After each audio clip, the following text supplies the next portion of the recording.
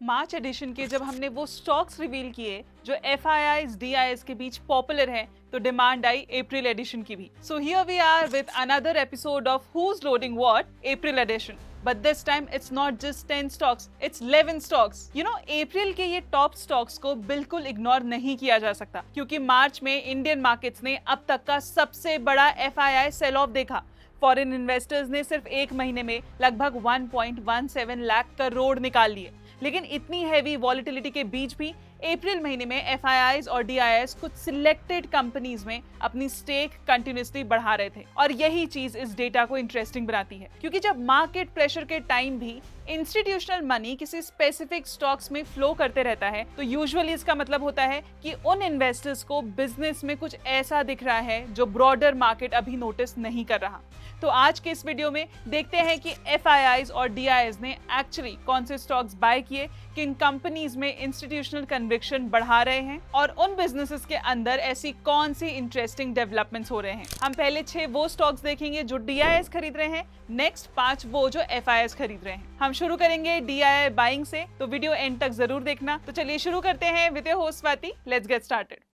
तो हमारा पहला स्टॉक है आवास फाइनेंशियर्स। आवास अफोर्डेबल हाउसिंग फाइनेंस सेगमेंट में काम करता है, जहां ट्रेडिशनल बैंक्स को लेंडिंग थोड़ी डिफिकल्ट लगती है। कंपनी मेनली टियर 2, टियर 3 और सेमी अर्बन इंडिया के सेल्फ एम्प्लॉयड कस्टमर्स को होम लोन्स देती है, जिनके पास ऑफन प्रॉपर सैलरी स्लिप्स या फॉर्मल इनकम प्रूफ नहीं होता। इसीलिए लेंडिंग डिसीजंस लोकल वेरिफिकेशन और कैश फ्लो असेसमेंट के बेसिस पर लिए जाते हैं। आज कंपनी के अराउंड 61% बोरोवर्स सेल्फ एम्प्लॉयड हैं। एवरेज लोन साइज 10 लाख है और 80% प्लस ब्रांचेस टियर 3 और स्मॉलर मार्केट्स में लोकेटेड हैं। मतलब आवास एक ऐसे सेगमेंट को टारगेट कर रही है जहां कंपटीशन रिलेटिवली कम और डिमांड काफी लार्ज है। Q4 FY26 में परफॉर्मेंस स्ट्रॉन्ग रहा। Loan disbursement 16% year on year और 36% क्वार्टर ऑन क्वार्टर ग्रो होके 23.5 बिलियन तक पहुंच गए, जबकि पैट 18% बढ़कर 1.82 बिलियन रहा। सबसे इंपॉर्टेंट इंप्रूवमेंट NIM में दिखा, जो 8.45% तक पहुंच गया, मेनली लोअर बोरोइंग कॉस्ट की वजह से,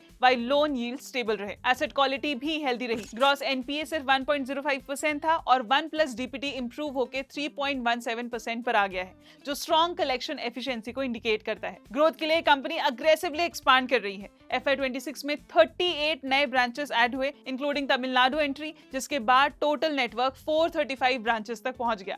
फंडिंग प्रोफाइल भी डाइवर्सिफाई है थ्रू मल्टीपल लेंडर्स और institutions like Asian development bank. लेकिन चैलेंजेस भी हैं। अफोर्डेबल हाउसिंग फाइनेंस सेगमेंट में कंपटीशन स्टेडीली बढ़ रहा है, और सेल्फ एम्प्लॉयड बोरोवर्स का फोकस इकोनॉमिक स्लोडाउन या इन्फ्लेशन के टाइम रिस्क क्रिएट कर सकता है। इसलिए ग्रोथ के साथ एसेट क्वालिटी मेंटेन करना कंपनी के लिए की फैक्टर रहेगा।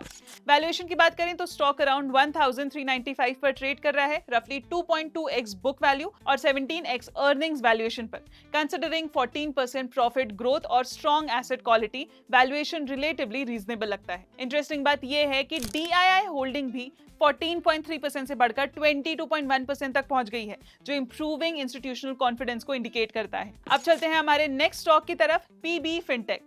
PB फिनटेक ग्रेजुअली एक सिंपल इंश्योरेंस कंपैरिजन प्लेटफॉर्म से एक लार्जर फाइनेंशियल इकोसिस्टम में ट्रांसफॉर्म हो रहा है। पॉलिसी बाजार और पैसा बाजार के through company insurance, loans, savings और हेल्थ केयर सर्विसेज जैसे सेगमेंट्स में काम करती है। इंपॉर्टेंट बात यह है कि कंपनी खुद इंश्योरेंस या लोन रिस्क नहीं लेती।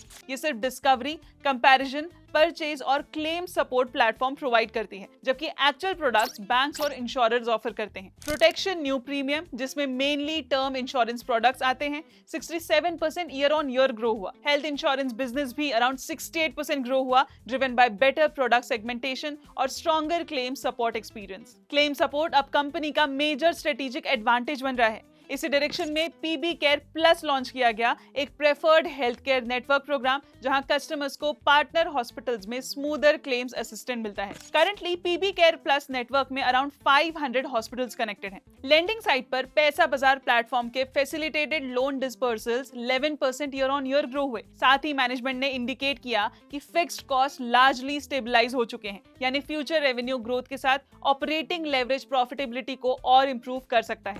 कंपनी अग्रेसिवली नए सेगमेंट में भी एक्सपैंड कर रही है। Embedded insurance, pension products, savings and investment distribution, health care और offline phygital expansion across 200+ cities.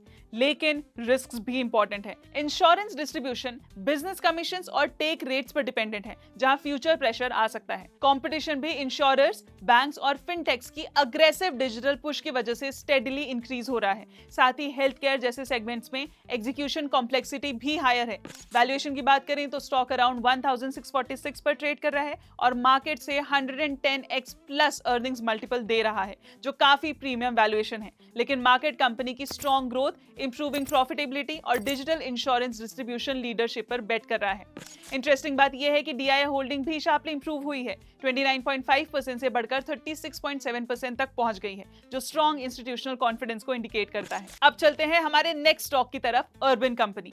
Urban company सिर्फ एक नॉर्मल सर्विसेज ऐप नहीं, बल्कि इंडिया के huge unorganised home services market को ऑर्गेनाइज करने की कोशिश कर रहा है। Salon services, appliance repair, cleaning, plumbing या electric work, company household और सर्विस प्रोफेशनल्स के बीच एक ट्रस्टेड प्लेटफॉर्म बिल्ड कर रहा है। यहाँ ट्रस्ट सबसे इंपॉर्टेंट है, क्योंकि प्रोफेशनल्स डायरेक्टली कस्टमर्स के घर जाते हैं। पिछले कुछ सालों में कंपनी एक सिंपल मार्केट प्लेस से डीपर इकोसिस्टम में ट्रांसफॉर्म हुई है। आज अर्बन कंपनी प्रोफेशनल्स को ट्रेन भी करती है, माइक्रो मार्केट स्ट्रैटेजी से एफिशिएंसी इंप्रूव करती है और अपने प्रोडक्ट्स जैसे वाटर प्यूरिफायर्स और स्मार्ट लॉक्स भी सेल करती है। साथ ही सब्सक्रिप्शन टाइप सर्विसेज और इंस्टा हेल्प जैसे हाउसकीपिंग ऑफरिंग्स अग्रेसिवली स्केल हो रहे हैं। FY26 कंपनी के लिए इंपॉर्टेंट रहा, क्योंकि स्केल, रिटेंशन और प्रॉफिटेबिलिटी तीनों इंप्रूव हुए।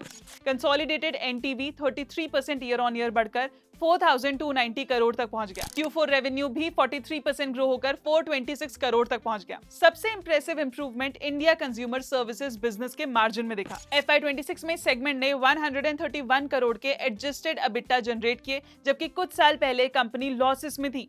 मैनेजमेंट के अकॉर्डिंग डेंसिफिकेशन स्ट्रैटेजी, यानी माइक्रो मार्केट्स जहां प्रोफेशनल्स शॉर्टर डिस्टेंस ट्रैवल करते हैं और ज्यादा जॉब्स कंप्लीट करते हैं, एफिशिएंसी इंप्रूव कर रही है। इसी वजह से monthly active working hours per partner FY22 के 59 आवर्स से बढ़कर FY26 में 90 आवर्स तक पहुंच गया। कंपनी का नेटिव बिजनेस भी फास्ट ग्रो कर रहा है। वाटर प्यूरिफायर्स और smart locks focused native segment का NTV 122% year on year grow होकर 345 करोड़ तक पहुंच गया। इंटरेस्टिंग बात यह है कि अराउंड 75% एलिजिबल कस्टमर्स ने फिल्टर रिप्लेसमेंट्स फिर से अर्बन कंपनी से ही रिन्यू किए, जो recurring high margin income create करता है। इंटरनेशनल बिजनेस भी स्ट्रॉन्ग रहा। यूएई और सिंगापुर मार्केट्स में NTV 75% year on year grow होकर 700 करोड़ तक पहुंच गया और बिजनेस एबिटा पॉजिटिव हो गया है। लेकिन चैलेंजेस भी हैं। Insta help business rapidly scale हुआ और Q4 FY26 में 2.7 मिलियन ऑर्डर्स तक पहुंच गया, लेकिन अग्रेसिव एक्सपेंशन की वजह से 119 करोड़ का क्वार्टरली एबिटा लॉस भी हुआ है। Competition specially Insta health segment में इंटेंस होते जा रहा है, क्योंकि कंपनी का बिजनेस ट्रस्ट और सर्विस क्वालिटी पर डिपेंडेंट है। रैपिडली स्केल करते वक्त पार्टनर क्वालिटी मेंटेन करना इनका सबसे बिगेस्ट लॉन्ग टर्म चैलेंज रहेगा। वैल्यूएशन की बात करें तो स्टॉक अराउंड 124 पर ट्रेड कर रहा है। कंपनी अभी लॉस मेकिंग है, फिर भी मार्केट इसे प्रीमियम वैल्यूएशन दे रहा है, जो strong long term platform expectations को इंडिकेट करता है। रेवेन्यू ग्रोथ 36% स्ट्रॉन्ग बनी हुई है और डीआईए होल्डिंग भी 5.7% से बढ़कर 10.7% तक पहुंच गई है, शोइंग इंप्रूविंग इंस्टीट्यूशनल कॉन्फिडेंस।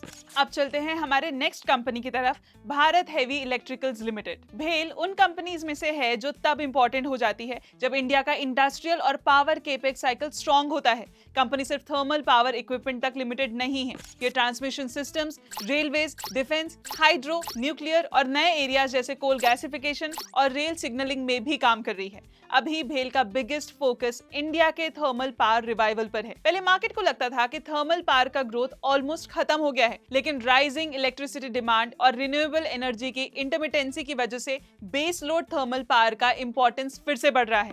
दिसंबर 2025 तक इंडिया की इंस्टॉल्ड पावर कैपेसिटी का अराउंड 48% थर्मल पावर से आ रहा है और गवर्नमेंट FY32 तक हर साल 8-10 गीगावाट थर्मल कैपेसिटी ऐड करने का टारगेट रख रही है।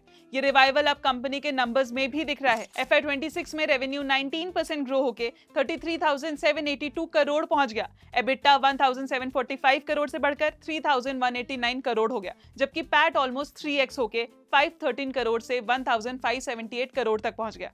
सिर्फ Q4 FY26 में रेवेन्यू 12,310 करोड़ और पैट 1,283 करोड़ रहा। सबसे बड़ी स्टोरी इसका ऑर्डर बुक है। FY26 के एंड तक भेल का ऑर्डर बुक 2.4 लाख करोड़ तक पहुंच गया, कंपनी का हाईएस्ट एवर लेवल। इसमें से अराउंड 81% ऑर्डर्स पावर सेगमेंट से आए हैं। साथ ही कंपनी HVDC ट्रांसमिशन सिस्टम, कवच रेल सिग्नलिंग, डिफेंस और कोल गैसिफिकेशन अपॉर्चुनिटीज में भी अग्रेसिवली एक्सपैंड कर रही है। मार्जिन्स भी इंप्रूव हो रहे हैं। पहले फिक्स्ड प्राइस कॉन्ट्रैक्ट्स की वजह से कमोडिटी इन्फ्लेशन प्रॉफिटेबिलिटी को हर्ट करती थी, लेकिन अब नए कॉन्ट्रैक्ट्स में प्राइस वेरिएशन क्लॉजेस और माइलस्टोन बेस्ड पेमेंट्स ऐड हो रहे हैं। हायर एग्जीक्यूशन वॉल्यूम्स की वजह से फिक्स्ड कॉस्ट एब्जॉर्प्शन भी इंप्रूव हो रहा है।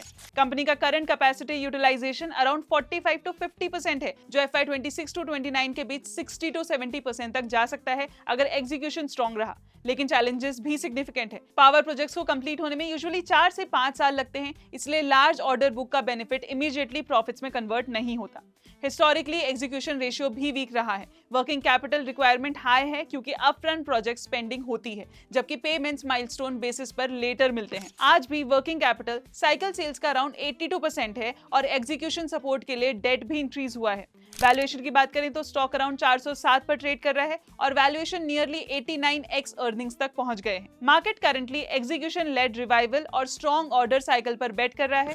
DIA होल्डिंग्स भी 19.7% से बढ़कर 23.9% तक पहुंच गए हैं, जो इंप्रूविंग इंस्टीट्यूशनल कॉन्फिडेंस को इंडिकेट करता है। अब बात करते हैं हेक्सावेयर टेक्नोलॉजीज की। हेक्सावेयर खुद को एक AI first IT services company के तौर पर पोजीशन करने की कोशिश कर रहा है, वो भी तब जब पूरी IT outsourcing industry AI led automation और प्रोडक्टिविटी शिफ्ट से गुजर रही है। पहले focus man power based outsourcing पर था, लेकिन अब क्लाइंट्स ऐसे IT पार्टनर्स चाहते हैं जो AI की हेल्प से ऑपरेशंस फास्टर और चीपर बना सके। Company cloud, data, digital engineering, cyber security और एंटरप्राइज प्लेटफॉर्म्स जैसे एरियाज में काम करती है और लगभग हर सर्विस में AI इंटीग्रेट कर रही है।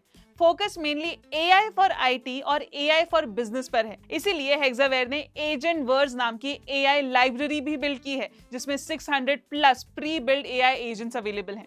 लेटेस्ट क्वार्टर ऑपरेशनली स्टेबल रहा despite global uncertainty. Revenue dollar terms में 4.6% ईयर ऑन ईयर ग्रो करके $388.5 मिलियन, रफली 3,600 करोड़ तक पहुंच गया, जबकि एबिट मार्जिन अराउंड 13% रहा। हेल्थ केयर एंड इंश्योरेंस और मैन्युफैक्चरिंग सेगमेंट्स ने स्ट्रॉन्गेस्ट ग्रोथ दिखाई, रिस्पेक्टिवली 13.5% और 13.2%। सबसे पॉजिटिव फैक्टर डील मोमेंटम रहा। Company banks, professional services firms और ग्लोबल एंटरप्राइजेस के साथ लार्ज ट्रांसफॉर्मेशन डील्स विन कर रही है। मैनेजमेंट के according AI led software development life cycle अब न्यू डील एक्टिविटी के मेजर ड्राइवर बन रहे हैं, क्योंकि कंपनीज AI और ऑटोमेशन की हेल्प से सॉफ्टवेयर डेवलपमेंट फास्टर और मोर एफिशिएंट बनाना चाहती है। कंपनी ने CY26 के लिए मिनिमम 7.6% रेवेन्यू ग्रोथ गाइडेंस और 13 to 14% EBIT margin guidance maintain की है। मैनेजमेंट को एक्सपेक्टेशन है कि H2 CY26 में बड़े डील्स एग्जीक्यूशन फेज में आने की वजह से ग्रोथ और स्ट्रॉन्ग हो सकती है। लेकिन रिस्क भी इंपॉर्टेंट है। ग्लोबल IT स्पेंडिंग अभी अनसर्टेन है, स्पेशली ट्रैवल, बैंकिंग और टेक प्लेटफॉर्म सेक्टर्स में। हेक्सावेयर ने भी travel and transportation segment weak रहने की पॉसिबिलिटी हाईलाइट की है। साथ ही AI अपॉर्चुनिटी के साथ रिस्क भी क्रिएट करता है, क्योंकि क्लाइंट्स वेंडर्स से हायर प्रोडक्टिविटी और लोअर कॉस्ट एक्सपेक्ट कर रहे हैं, जिसकी वजह से traditional man power based billing models पर प्रेशर आ सकता है। कंपटीशन भी इंटेंस हो रहा है, क्योंकि ऑलमोस्ट हर IT कंपनी अब जेन AI स्ट्रैटेजी पुश कर रही है। वैल्यूएशन की बात करें तो स्टॉक अराउंड 474 पर ट्रेड कर रहा है और रफली 20x अर्निंग्स वैल्यूएशन पर अवेलेबल है, जबकि कंपनी 30%+ ROCE और नियरली 20% प्रॉफिट ग्रोथ डिलीवर कर रही है।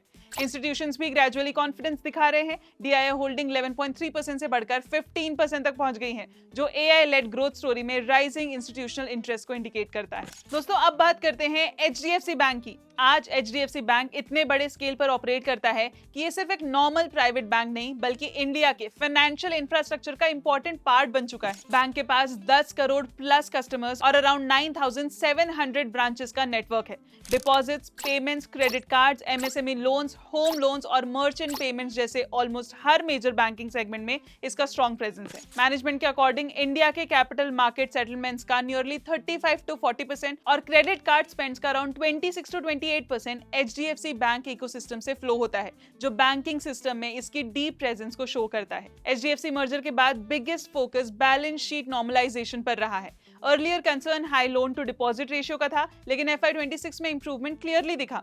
Q4 FY26 में डिपॉजिट्स 14.4% ईयर ऑन ईयर और 8.6% क्वार्टर ऑन क्वार्टर ग्रो हुए, जो लोन ग्रोथ के 12% ईयर ऑन ईयर से बेटर था। रिटेल डिपॉजिट टोटल डिपॉजिट का अराउंड 82% रहा, जो स्टेबल फंडिंग सोर्स माना जाता है। साथ ही बोरोइंग्स का शेयर टोटल लाइबिलिटीज में 21% से गिरकर 11% तक आ गया, यानी बैंक अब एक्सटर्नल बोरोइंग्स पर कम और कस्टमर डिपॉजिट्स पर ज्यादा डिपेंडेंट है। प्रॉफिटेबिलिटी भी स्ट्रॉन्ग रही। Q4 FY26 में PAT 9.1% year on year grow होकर 192 बिलियन तक पहुंच गया, despite higher provisioning. Asset quality healthy रही। ग्रॉस एनपीए सिर्फ 1.2% और एक्स एग्री जीएनपीए 0.91% रहा, जो स्ट्रॉन्ग लोन क्वालिटी इंडिकेट करता है। मैनेजमेंट का मानना है कि मर्जर इंटीग्रेशन के दौरान ब्रांचेस, टेक्नोलॉजी और कस्टमर एक्विजिशन में जो इन्वेस्टमेंट्स किए गए थे, उनका बेनिफिट फ्यूचर प्रॉफिटेबिलिटी और क्रॉस सेलिंग अपॉर्चुनिटीज में दिखेगा अक्रॉस बैंकिंग, इंश्योरेंस, एएमसी और लेंडिंग बिजनेसेस। लेकिन चैलेंजेस भी हैं। डिपॉजिट कंपटीशन इंटेंस होने की वजह से मार्जिन्स पर प्रेशर बना हुआ है और कासा रेशियो अराउंड 34% मॉडरेटेड रहा। साथ ही बैंक अब इतने बड़े स्केल पर पहुंच गया है कि इंडस्ट्री लीडिंग ग्रोथ मेंटेन करना नेचुरली टफर हो जाता है। वैल्यूएशन की बात करें तो स्टॉक अराउंड 770 पर ट्रेड कर रहा है, रफली 15.5x अर्निंग्स और around 2x book value valuation पर। ग्रोथ मर्जर के बाद थोड़ी मॉडरेट हुई है, लेकिन प्रॉफिटेबिलिटी, बैलेंस शीट स्ट्रेंथ और एसेट क्वालिटी अभी भी काफी सॉलिड दिख रही है। इंस्टीट्यूशंस भी कॉन्फिडेंस दिखा रहे हैं। DIA होल्डिंग 37% से बढ़कर 40.1% तक पहुंच गई है, जो strong long term institutional confidence को इंडिकेट करता है। तो अब तक हमने देखा कि डोमेस्टिक इंस्टीट्यूशनल इन्वेस्टर्स यानी DIIs किन कंपनीज पर बेट लगा रहे हैं, लेकिन अब बड़ा सवाल यह है कि फॉरेन इंस्टीट्यूशनल इन्वेस्टर्स यानी FIIs को आज के इंडियन मार्केट में अपॉर्चुनिटीज कहां दिख रही है।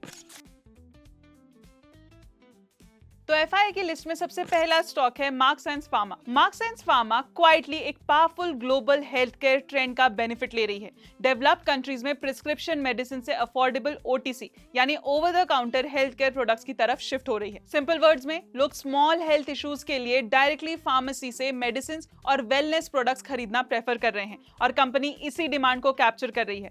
आज कंपनी का मेजर रेवेन्यू US, UK और ऑस्ट्रेलिया जैसे रेगुलेटेड मार्केट से आता है। Marks and pain relief, cough and cold, digestive care और वेलनेस कैटेगरीज में store brand health care products बनाती है।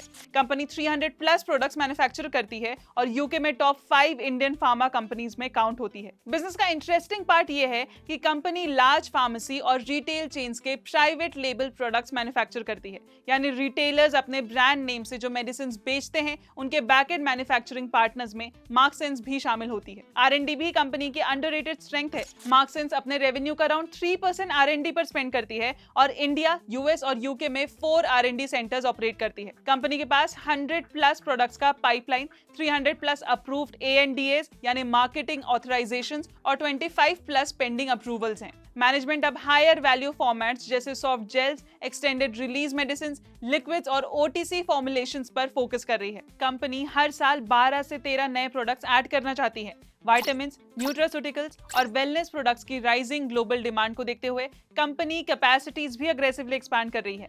बैलेंस शीट भी स्ट्रांग हो रही है।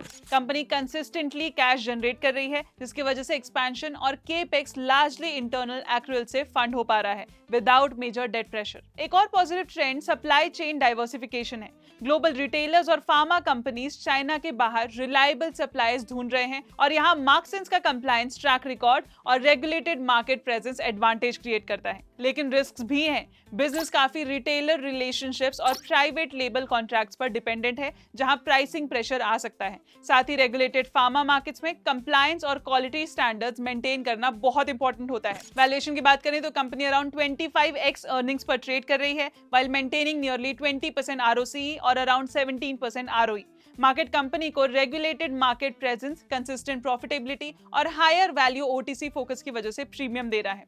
इंस्टीट्यूशनल इंटरेस्ट भी इंप्रूव हुआ है। FY26 वॉलेटिलिटी के बाद मार्च 2026 तक FII होल्डिंग शार्पली रिबाउंड करके 16.8% तक पहुंच गई है, जबकि DIA होल्डिंग्स भी स्टेडली बढ़कर 6.6% हो गई, showing rising institutional confidence. Next, Bajaj consumer care. Bajaj consumer care अब एक इंपॉर्टेंट ट्रांजिशन फेज में है, जहां मैनेजमेंट बिजनेस को सिर्फ Bajaj Bajaj almond drops hair oil पर डिपेंड रहने से ग्रेजुअली डाइवर्सिफाई करने की कोशिश कर रहा है। हेयर ऑयल अभी भी कंपनी का मेन प्रॉफिट इंजन है, लेकिन फ्यूचर ग्रोथ के लिए शैम्पूज, एथनिक स्किन केयर और प्रीमियम हेयर केयर कैटेगरीज में अग्रेसिवली एक्सपैंड किया जा रहा है, इंक्लूडिंग एक्विजिशंस के थ्रू। कंपनी का ग्रोथ पोर्टफोलियो, जिसमें कोकोनट ऑयल और पर्सनल केयर ब्रांड्स जैसे बंजारा शामिल हैं, जो पॉजिटिव कंट्रीब्यूशन देना स्टार्ट कर चुके हैं। मैनेजमेंट का टारगेट है कि अगले 3 सालों में इस पोर्टफोलियो को करंट 225 करोड़ रन रेट से बढ़कर 500 करोड़ तक ले जाया जाए। रीसेंट क्वार्टर्स में रूरल डिमांड रिकवरी भी कंपनी के लिए पॉजिटिव फैक्टर रही है, स्पेशली हेयर ऑयल सेगमेंट में।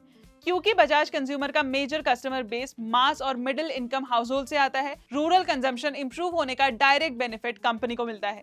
मैनेजमेंट के according control price hikes, premiumisation और बेटर डिस्ट्रीब्यूशन की वजह से रियलाइजेशन और ग्रॉस मार्जिन्स इंप्रूव हो रहे हैं। कंपनी अग्रेसिवली डिस्ट्रीब्यूशन एक्सपेंशन पर भी फोकस कर रही है। Direct reach, modern trade presence और digital e-commerce channels continuously expand किए जा रहे हैं। साथ ही एडवर्टाइजिंग और प्रमोशनल स्पेंडिंग भी इंक्रीज की गई है ताकि ब्रांड विजिबिलिटी और न्यू लॉन्चेस को सपोर्ट मिल सके। लेकिन चैलेंजेस भी हैं। हेयर ऑयल कैटेगरी काफी मैच्योर और हाईली कॉम्पिटिटिव है, जहां लार्ज एफएमसीजी कंपनीज और रीजनल ब्रांड्स कंटिन्यूअसली compete कर रहे हैं। अगर डाइवर्सिफिकेशन मीनिंगफुल स्केल अचीव नहीं कर पाता तो ग्रोथ लिमिटेड हो सकती है। Raw material cost, specially light liquid paraffin और पैकेजिंग इनपुट्स भी मार्जिन्स के लिए इंपॉर्टेंट रिस्क हैं।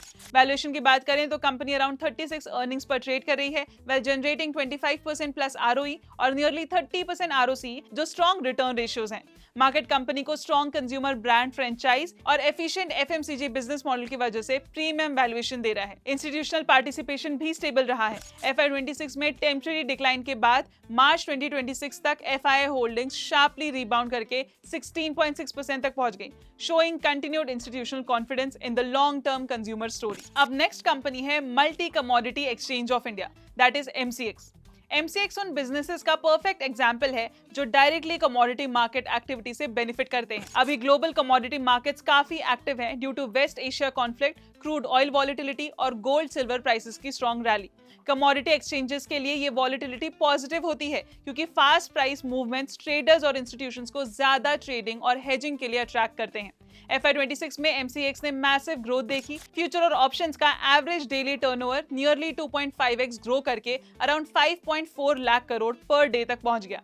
Q4 FY26 में बुलियन कॉन्ट्रैक्ट्स, मेनली गोल्ड और सिल्वर का ADT growth almost 432% year on year रहा। मेटल्स और एनर्जी डेरिवेटिव्स में भी स्ट्रॉन्ग ग्रोथ देखने को मिली।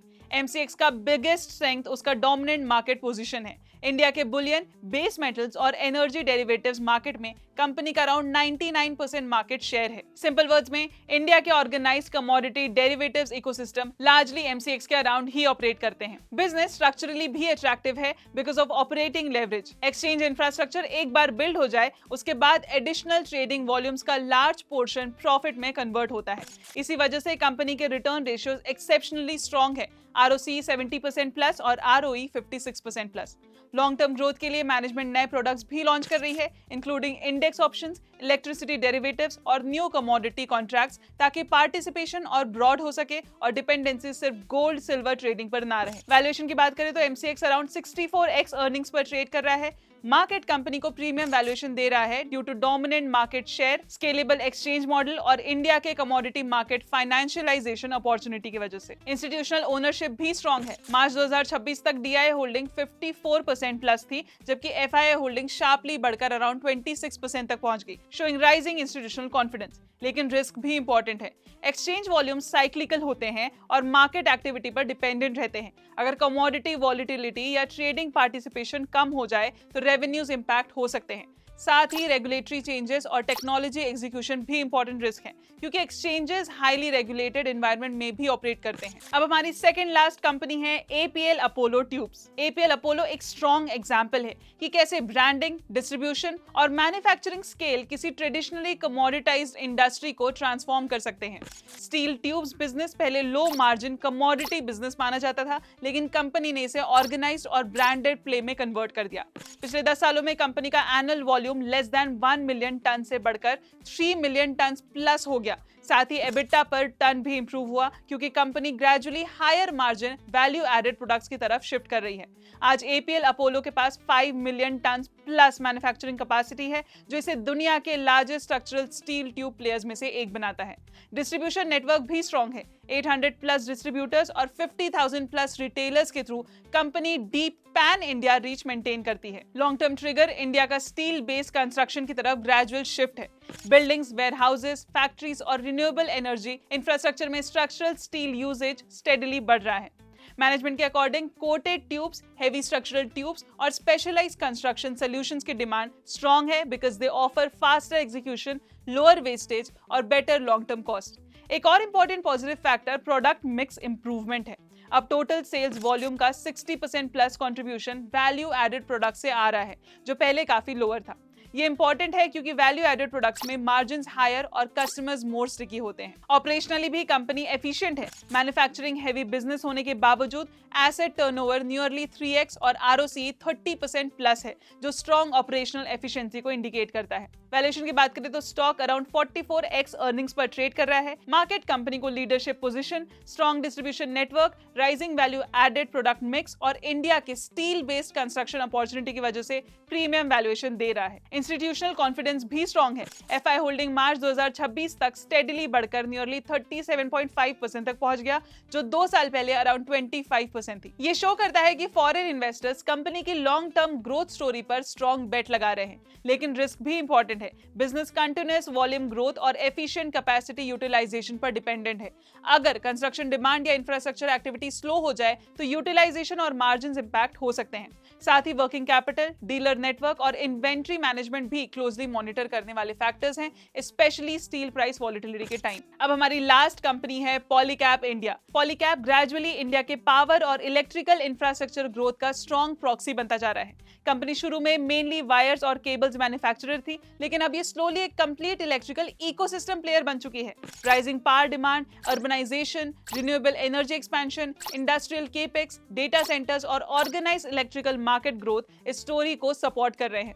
कंपनी का बिगेस्ट स्ट्रेंथ उसका मैसिव डिस्ट्रीब्यूशन नेटवर्क है। 3900 प्लस ऑथराइज्ड डीलर्स, 26 वेयरहाउसेस और 2 lakh plus retail touch points across India. Wire और इलेक्ट्रिकल प्रोडक्ट बिजनेस में डिस्ट्रीब्यूशन खुद एक स्ट्रॉन्ग मोट होता है, क्योंकि इलेक्ट्रिशियंस और कॉन्ट्रैक्टर्स ट्रस्टेड ब्रांड्स और रिलायबल सप्लाई को प्रेफर करते हैं। Core wires and cable segment अभी भी कंपनी का मेन प्रॉफिट ड्राइवर है। इंडिया का पर कैपिटा पावर कंजम्पशन अभी भी डेवलप्ड कंट्रीज के कंपैरिजन में लो है, जबकि transmission, railways, housing, renewable energy और मैन्युफैक्चरिंग इन्वेस्टमेंट्स कंटिन्यूअसली बढ़ रहे हैं। मैनेजमेंट के अकॉर्डिंग इंफ्रास्ट्रक्चर और इंडस्ट्रियल केपेक्स डिमांड हेल्दी बनी हुई है। एक और long term trigger organised players का मार्केट शेयर गेन है। सेफ्टी, क्वालिटी सर्टिफिकेशन और रिलायबिलिटी की इंपॉर्टेंस बढ़ने की वजह से large infrastructure projects gradually organised brands जैसे पॉलीकैब की तरफ शिफ्ट हो रहे हैं। कंपनी केबल्स के बियॉन्ड भी डाइवर्सिफाई कर रही है थ्रू एफएमईजी सेगमेंट, जिसमें फैंस, स्विचेस, लाइटिंग और अप्लायंसेस शामिल होते हैं। अभी मार्जिन्स लोअर हैं क्योंकि कंपनी ब्रांडिंग और डिस्ट्रीब्यूशन पर अग्रेसिवली इन्वेस्ट कर रही है, लेकिन successful scale up long term में प्रॉफिटेबिलिटी और वैल्यूएशन दोनों इंप्रूव कर सकती है। ऑपरेशनली भी कंपनी स्ट्रॉन्ग है। मैन्युफैक्चरिंग हेवी बिजनेसेस होने के बावजूद आरओसी 34% प्लस है और डेट ऑलमोस्ट नेग्लिजिबल है, जो डिसिप्लिन एग्जीक्यूशन और हेल्दी कैश जनरेशन को इंडिकेट करता है।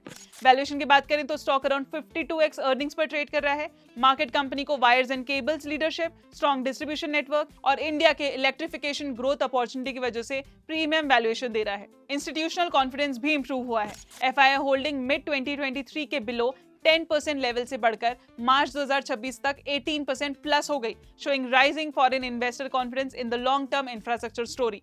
लेकिन रिस्क भी इंपॉर्टेंट है।